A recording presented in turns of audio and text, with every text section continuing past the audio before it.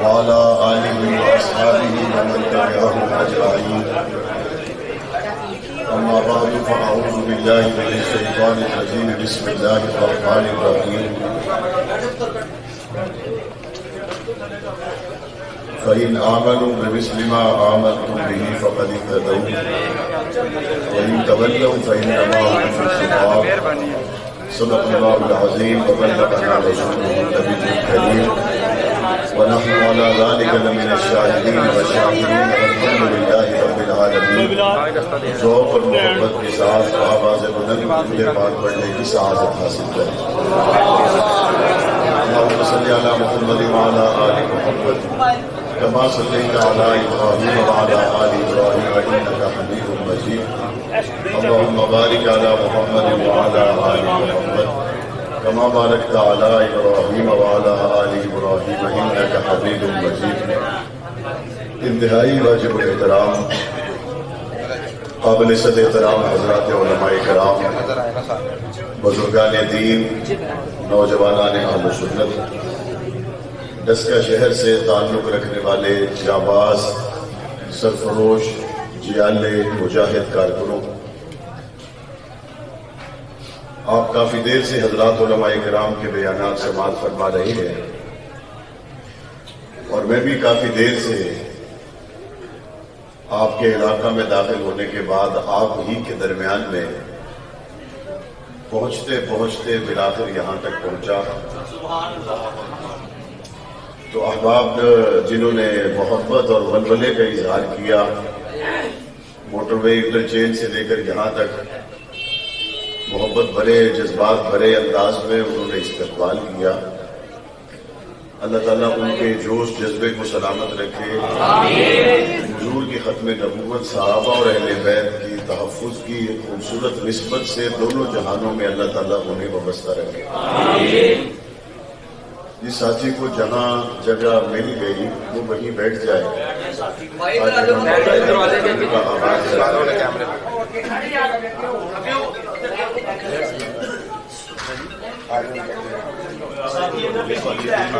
سامعین محترم،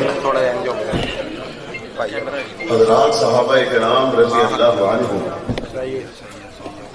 امت اور نبوت کے درمیان میں وہ پہلا واسطہ ہے جنہوں نے حضور نبی کریم صلی اللہ علیہ وآلہ وسلم کو دیکھا اور دیکھنے کے بعد امت تک حضور کا نہ صرف یہ کہ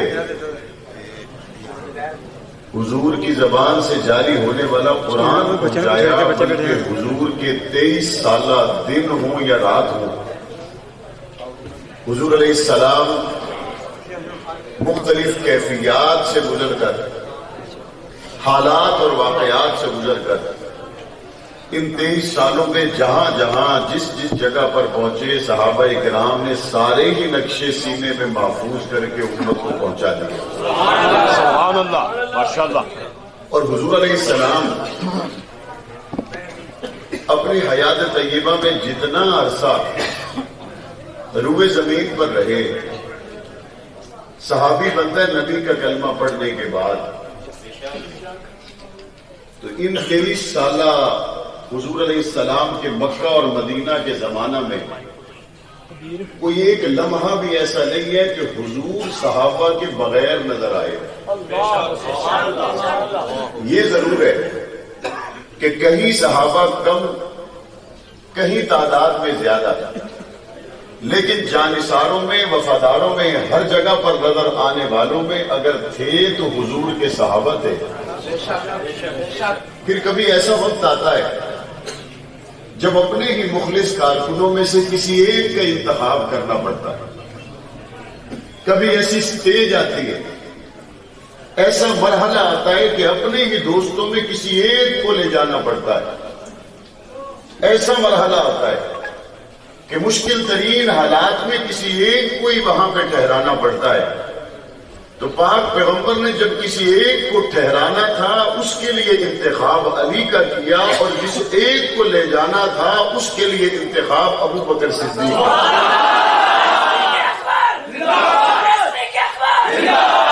ٹھہرنے والا اپنی جگہ پر بے مثال قربانی دے رہا ہے،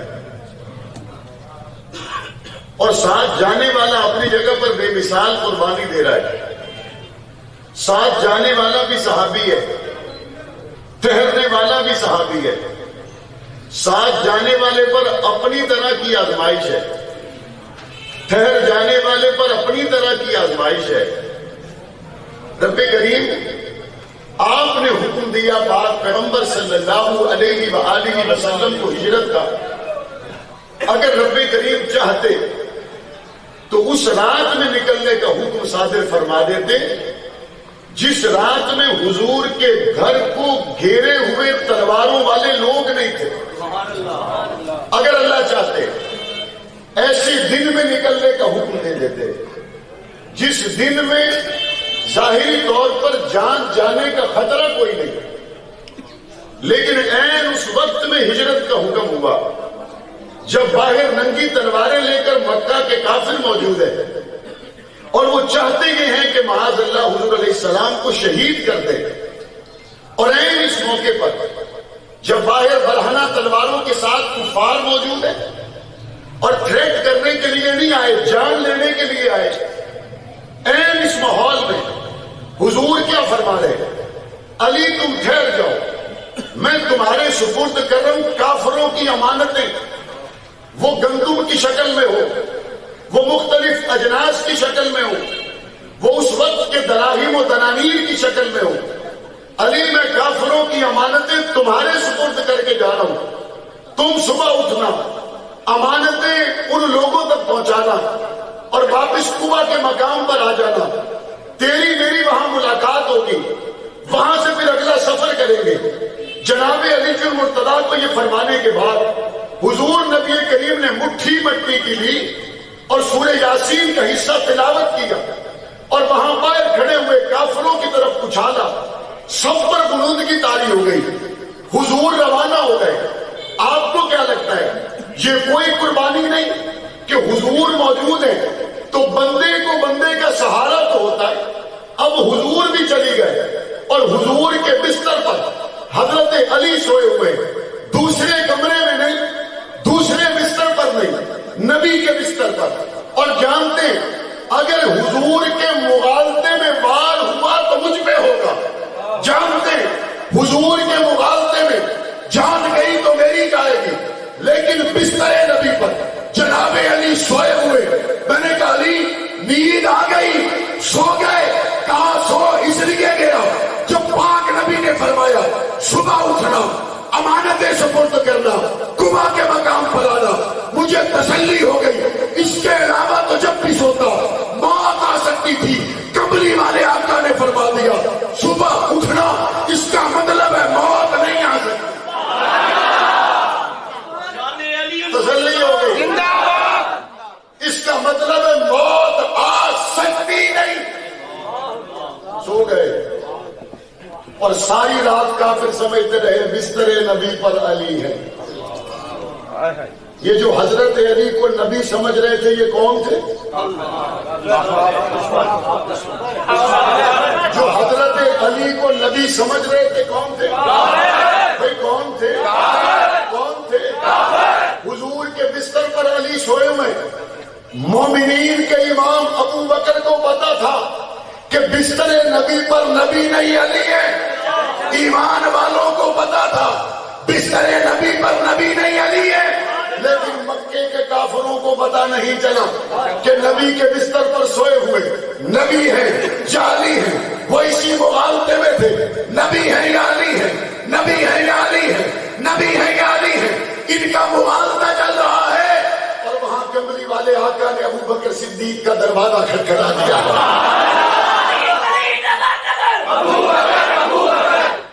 حضور پہنچے، دروازہ کھٹکھٹایا، ابو بکر صدیق کو ساتھ لیا اور سفر شروع کر دیا.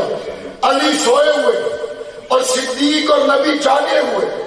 علی سوئے ہوئے، یہ دونوں ساتھ جا رہے اور چلتے جا رہے چلتے جا رہے. ابو بکر دوڑ کر آگے پیچھے دائیں بائیں چلتے. ابو بکر انداز بڑا نرالا ہے، کبھی دوڑ کے آگے پیچھے دائیں اور بائیں. کہا یا رسول اللہ مکہ سارا دشمن ہے کہ پہرے دار میں اکلا. گل آتی ہے نا ادھروں حملہ نہ ہو جائے تو میں دوڑ کے ادھر ہونا آقا میرے سینے تے نیزے دا بھار ہونے تو انو آج نہ آوے. جب اندازہ کبھی خدشہ ہوتا ہے دشمن اس طرف سے نہ آ جائے دوڑ کے ادھر ہوتا ہوں.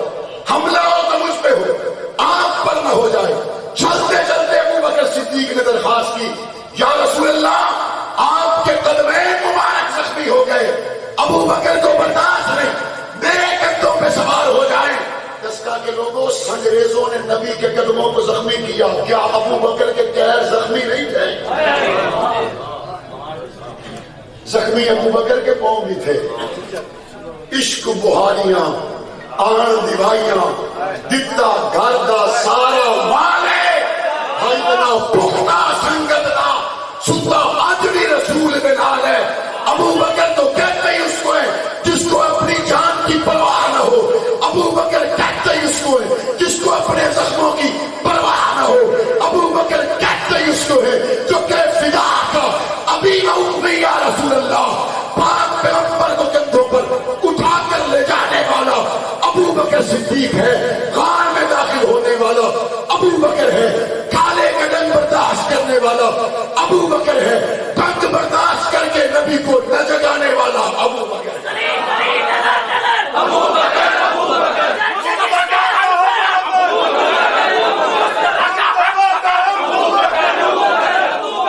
توجہ علی پہلے سوئے ہوئے تھے. علی پہلے سوئے ہوئے تھے. غار میں پہنچ کر نبی بھی سو گئے.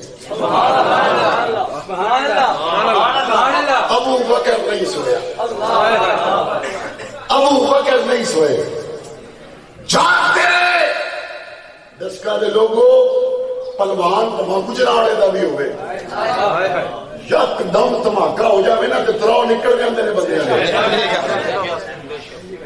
جڈا تگڑا بندہ ہوئے جنیاں ٹریننگاں جیتیاں ہون یک دم کھڑاک ہو جائے تو بندہ ایک باری میں قربان ابو بکر یک دم ڈنگ لگا پھر بھی نہیں ہلا.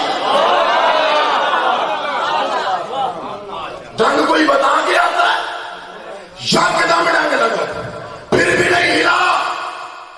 پہلے مصطفیٰ پہ ڈنگ لگا رب نے کیا مول میں پاواں گا. سونے نبی دی وجہ تو ڈنگ کھانا لیا اج دا ہجو حضور کے پیرے دے وچ گرے گا تے زمین نہیں چوسے گی مصطفیٰ دے روح دے. اب حضور بیدار ہوئے کیا ہوا ابو بکر فوراً سے نہیں بتلایا میرے پاؤں پہ ڈنگ لگ گیا نہیں میں سانپ نے کاٹ لیا نہیں. اس وقت بھی کیا کہا میرے ماں باپ فاٹے تے قربان عزت اور احترام والے آقا میرے پاؤں پہ ڈنگ لگا ہے. ابو بکر نے پاؤں نہیں ہٹایا ڈنگ برداشت کیے. حضور کا پہلا دیا حضور روانہ ہوئے. لمبا عنوان ہے میں مختصراً عرض کر رہا ہوں. حضور مدینہ کے قریب قبا کے مقام پر پہنچ کر رک گئے. مدینہ سے لوگ ملنے کے لیے آئے. کوئی نبی کو صدیق سمجھ کے ملا کوئی صدیق کو نبی سمجھ کر ملا. میں نے کہا یا اللہ مکے سے چلے تھے تو بھولا کوئی نہیں. مدینے میں پہنچے جنہوں نے پہلی مرتبہ ملنا ہے وہ بھولنے لگ گئے. تو سمجھ میں یہ آیا 3 دن اور 3 رات تک غار میں جب ابو بکر کا رخ حضور کے رخ کے سامنے رہا اللہ نے اسے اتنا چمکدار کر دیا مدینے کے لوگ بھول گئے نبی کون ہے صدیق کون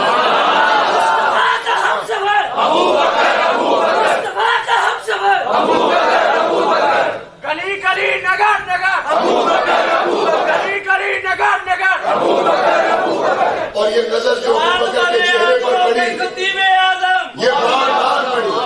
آپ کو کیا لگتا ہے یہ نظر بار بار پڑی جو ابو بکر کے چہرے پر آقا کی نظر بار بار پڑی یہ نظر کوئی معمولی نظر نہیں یہ بار بار پڑی 1000 بار پڑی.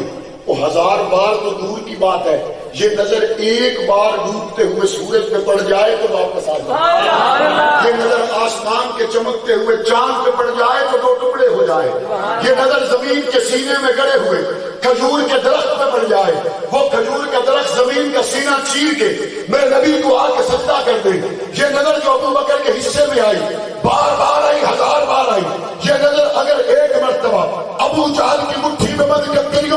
جائے وہ کنکریاں پاک پیغمبر کا کلمہ پڑھ دیتی ہے. یہ نظر جو ابو بکر کے مکھڑے پہ پڑی یہ وہ نظر ہے اگر گزرتی ہوئی گو پہ پڑ جائے وہ بھی میرے نبی کا کلمہ پڑھ دیتی ہے. پاک پیغمبر نے جب 3 رات 3 دن تک لگاتار ابو بکر کو دیکھا تو مقام اتنا تھا آقا نے فرمایا دن قیامت کا ہوگا اللہ ابو بکر کے لیے جنت کے سارے دروازے کھول دے. حضور قبا کے مقام پر پہنچ کے رک گئے. یا رسول اللہ مدینے جو بندے آ رہے ہیں بندے تو ویکھن نہیں بے قرار نے چلیے تشریف لے آؤ. فرمایا نہیں میں اتنے علی کا انتظار کر رہا میں یہاں علی کا انتظار کر رہا ہوں. میرا وجدان یہ کہتا ہے حضور کو پتا تھا کہ مکہ والے جانتے ہیں میرا ابو بکر اور علی سے تعلق کیا ہے. مکہ والوں کو پتا ہے میرا ابو بکر اور علی سے تعلق کیا ہے. وہ یہ تعلق ہی تو تھا جب صبح حضور کے بستر پر جناب علی اٹھے تو ابو جہل نے پوچھا حضور کہاں ہیں. انہوں نے کہا جہاں جانا تھا چلے گئے. انہوں نے کہا کہاں گئے. انہوں نے کہا جہاں جانا تھا وہیں گئے ہیں. انہوں نے کہا اینا نال گل نہ کرو پتا کرو ابو بکر گھر ہے بھی یا کوئی نہیں. پتا کریں ابو بکر گھر ہے یا نہیں ہے. پاک پیغمبر صلی اللہ علیہ وآلہ وسلم نے قبا کے مقام سے جب آگے سفر شروع کیا تو ابو بکر اور علی کو ساتھ لے کر شروع کیا یا نہیں. بولو دونوں کو ساتھ لے کر کیا یا نہیں. مدینے والے پہلے دن دس دیتا مدینے والے ویخ لو مصطفیٰ مدینے چاہے میں تے ابو بکر بھی میرا ہے تے علی بھی میرا ہے. بتایا کہ نہیں بتایا.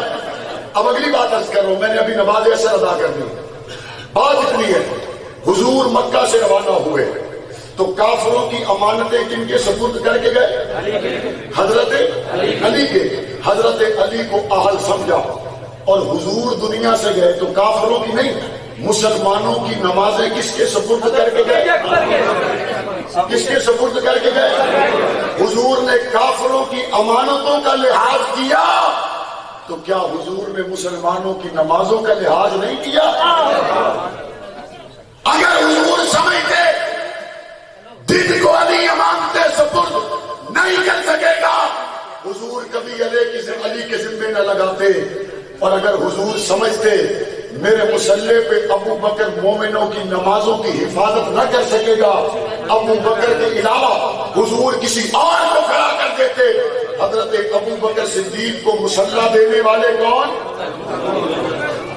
ہے کون ہے.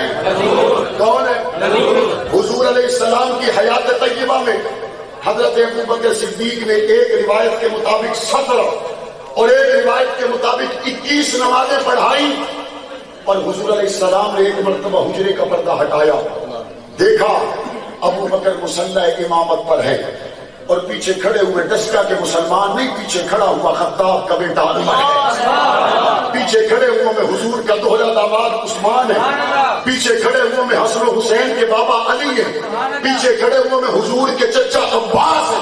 پیچھے کھڑے ہوئے میں حسن و حسین ہے. حضور نے دیکھا تو حضور مسکرائے. قریب تھا کہ صحابہ حضور سے محبت میں نماز توڑ کے حضور کے گلے لگ جاتے. حضور نے حجرے کا پردہ گرا دیا اور حضور مسکرائے. کیوں حضور اس لیے مسکرائے کہ میرے ابو بکر کے پیچھے ساری امت اکٹھی ہے. میری امت کے پیچھے میرے ابو بکر کے پیچھے ساری امت اکٹھی ہے. اے مصطفیٰ اے کملی والے آقا آپ کے مسکراتے ہوئے چہرے کی قسم 1400 سال کے بعد آج بھی امت ابو بکر کے پیچھے اکٹھی ہے. بریلوی آج بھی ابو بکر صدیق پر اکٹھے ہیں. دیوبندی آج بھی ابو بکر صدیق پر اکٹھے ہیں. بریلوی دیوبندی اہل حدیث سے نکل کر حنفی شافعی حنبلی مالکی دنیا کا ہر مسلمان آج بھی ابو بکر کے پیچھے اکٹھا ہے ساتھ ہے. آج بھی ابو بکر کے پیچھے نمازیں ادا کر رہا ہے. آج بھی ابو بکر کو امام مانتا ہے. آج بھی ابو بکر کو دل اور جان مانتا ہے. آج بھی ابو بکر کے لیے تخت دار پہ چڑھنا گاڑی کھانا بچوں کو یتیم کروانا اپنے لیے باعث سعادت سمجھتا ہے. جب تک جان میں جان ہے مسلمان نہ علی کو چھوڑ سکتا ہے نہ ابو بکر کو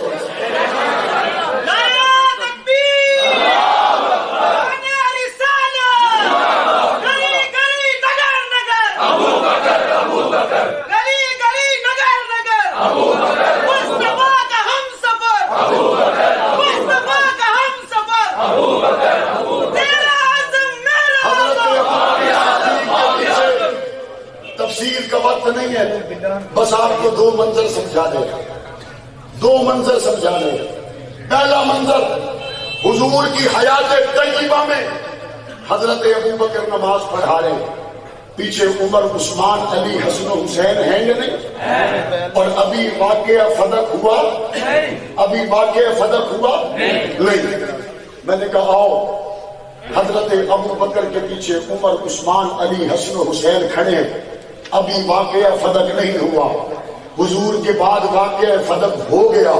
آؤ تلاش کریں، مصلی کے امام ابو بکر ہیں، پیچھے کھڑے ہوئے، اب کم تو نہیں رہ گئے، تو فتح کے بعد بھی نظر آتا ہے، پیچھے کھڑے ہوئے عمر ہے، عثمان ہے، علی ہے، حسن ہے، حسین ہے۔ پہلے بھی اعتماد ہے، بعد میں بھی اعتماد ہے۔ پہلے بھی حضور کے مصلی کے وارث ابو بکر کے پیچھے کھڑے، فتح کے بعد بھی مصلی کے وارث ابو بکر کے پیچھے کھڑے۔ فتح سے پہلے بھی ابو بکر امام ہے، فتح کے بعد بھی ابو بکر امام ہے۔ اور اسی لیے تو جنازہ فاطمہ کا تھا، علی نے کہا مصلی پہ ابو بکر آئے گا، کیونکہ کملی والے آقا نے فرما دیا جس قوم میں ابو بکر موجود ہو کوئی اور مصلی پہ آ سکتا ہی نہیں۔ فاطمہ الزہرا کا جنازہ کون پڑھائے؟ کون پڑھائے؟ عمر، عثمان، علی کو نمازیں کون پڑھائے؟ حضور کے مصلی کے وارث کون؟ حضور نے جن کو مصلی دیا کون؟ فتح مکہ کے بعد مسلمانوں نے کل 2 حج کیے۔ کتنے؟ ایک حجۃ الوداع جس کے امام آقا دو جہاں تھے، اور اس سے پہلے مسلمانوں نے جو تاریخ اسلام کا پہلا حج کیا، اس پہلے حج کے امام آقا نے ابو بکر صدیق کو بنا کے بھیجا۔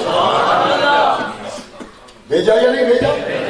کلمے تو بادشاہ کنیا نے، نماز، روزہ، حج، زکات، تو 2 باتیں، نماز کا امام ابو بکر، حج کا امام ابو بکر۔ خاتون نے پوچھا یا رسول اللہ اگر میں پھر کبھی آؤں اور آپ نہ ملے تو دین کی بات پوچھنی ہو تو کس سے ملوں؟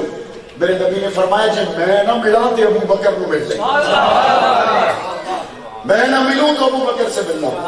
حضور نے اشارے پورے دیے، نشانیاں ساری بدلائی، کہتے ہیں واقعہ کرتاس میں لکھوانے لگے تھے۔ میرا ایمان ہے اگر حضور لکھواتے تو اپنے بعد ابو بکر کو لکھواتے۔ حضور علیہ السلام نے دنیا سے جانے سے پہلے فرمایا میں نے تم میں سے ہر ایک کے احسان کا بدلہ دیا ہے، لیکن ابو بکر کے مجھ محبت پہ اتنے احسان ہیں قیامت کے دن اللہ اس کو احسانوں کا بدلہ دے گا، میں محمد دنیا میں نہیں دے سکتا۔ آپ کے شہر کے اندر آج ہر چوک چوراہے میں فلیکس نمایاں ہے، کوئی مسلم لیگ کا امیدوار ہے، کوئی تحریک انصاف کا امیدوار ہے، اور ہر ایک کہے گا جناب میں بن گیا تو جناب آپ کے فلاں فلاں ترقیاتی کام کرواؤں گا۔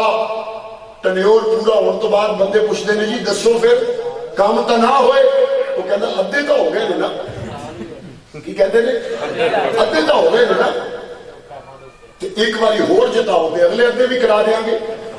لوگ یہ کہتے نہیں کہتے؟ آؤ صحابہ کے پاس چلے، صحابہ کرام بتائیں آپ نے آدھا دین پہنچایا یا سارا پہنچایا؟ یہاں سوئی گیس والا کہتا ہے، یہاں روڈ بنانے والا کہتا ہے کچھ ہو گیا کچھ باقی ہے۔ کوئی آؤ صحابہ کے قدموں پہ چلیں، انہوں نے حضور کے وضو سے لے کے ہمارے آخری نماز جنازہ تک کا دین کیا ہے، ہمارے صبح اور شام تک کا کیا ہے۔ مجھے پتا ہے جب گرانٹیں منظور ہوتی ہیں ایئر کنڈیشن کمرے میں وزیر اعلیٰ سے بیٹھ کر، سیکٹری کے دفتر میں جائیں تو ایئر کنڈیشن، اپنی کار میں جائیں تو ایئر کنڈیشن، جگہ جگہ پر سلوٹ اور پروٹوکول، اور پھر جا کے ایک سڑک بنتی ہے۔ محمد کے صحابہ نے اے سیوں میں بیٹھ کر نہیں، گردن کا خون دے کے دین پہنچایا ہے۔ حضور کے صحابہ نے تختے دار پہ چڑھ کے محمد کے قرآن پہنچایا ہے۔ اس لیے ہمارا روز اول سے ایک فیصلہ ہے، پاکستان کے سیاستدانوں تم جتنے مرضی احسان کرو لیکن مسلمانوں کے سب سے پہلے محسن صحابہ کرام، صحابہ کرام ہیں یا نہیں؟ ہیں یا نہیں؟ ہیں یا نہیں؟ آج کیا ہوتا ہے ہماری پنجاب اسمبلی میں ایک رکن جن کا تعلق نون لیگ سے تھا، انہوں نے نواز شریف کے بیانیے کے خلاف ایک سٹیٹمنٹ دے دی تو فوری طور پر ان کا محاسبہ کیا گیا، اسمبلی کے اندر ان کا تمسخر اڑایا گیا۔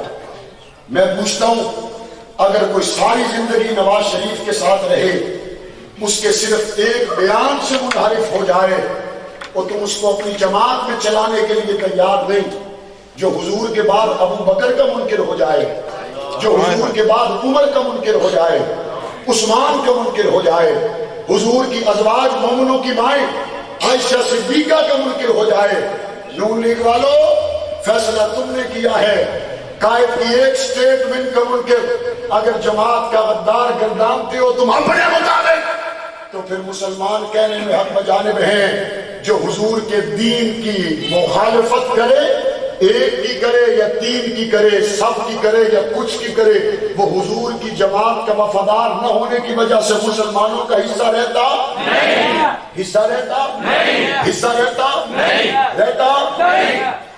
مجھے یہاں آنے سے پہلے دوستوں نے بتایا کہ جی وہ الیکشن ہو رہا ہے اور مجھ سے دونوں پارٹیوں کے ذمہ داران نے رابطے کیے کہ جناب وہ ذرا ساڈے واسطے کو پیار محبت،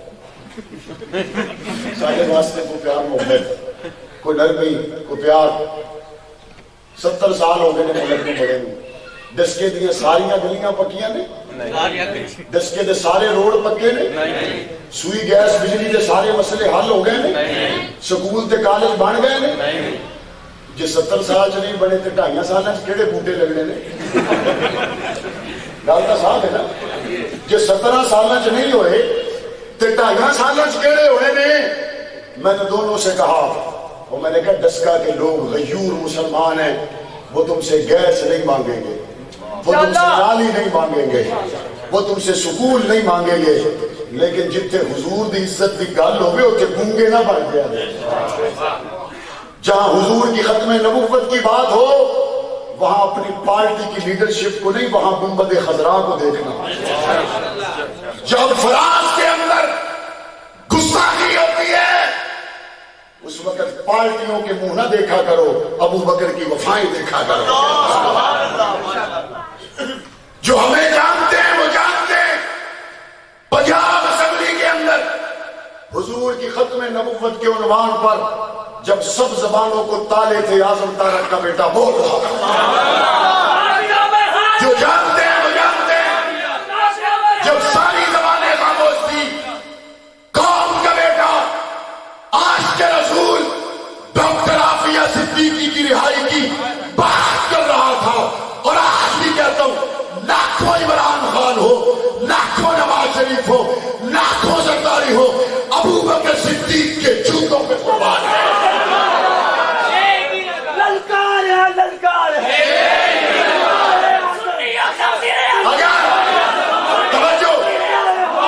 اگر مسلم لیگ نواز شریف کسی کو ٹکٹ دے دے اور نواز شریف کا کارکن کبھی نہیں میں ووٹ نہیں دینا تو پارٹی کے اندر رکنیت ختم، کہ تو جماعت دے فیصلے کا احترام نہیں کیتا۔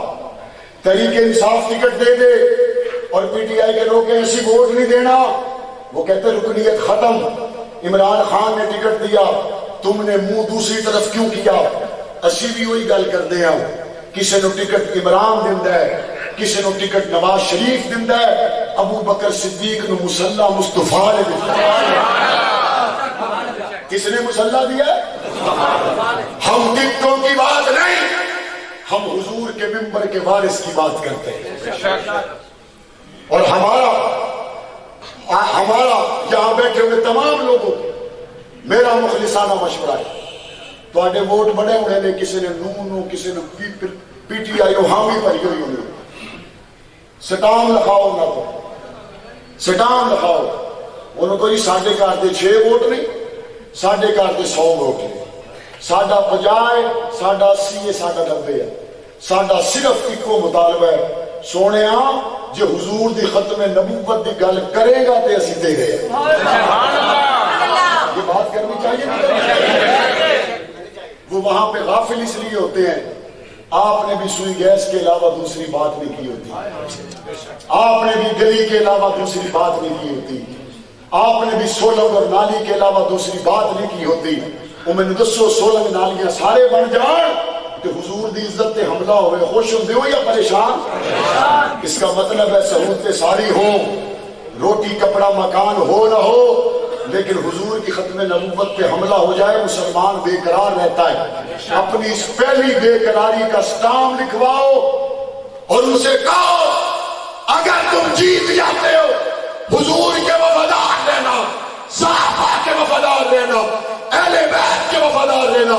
عمران خان میں تمہیں بھی کہتا ہوں شوہر سارے بندوں کو 10 روپے 15 روپے کی نہیں, قوم 200 روپے کی روٹی کھانے کے لیے تیار ہے. حضور کی عزت کے پہرے دار تم بن جاؤ, ہم تمہارے ساتھ.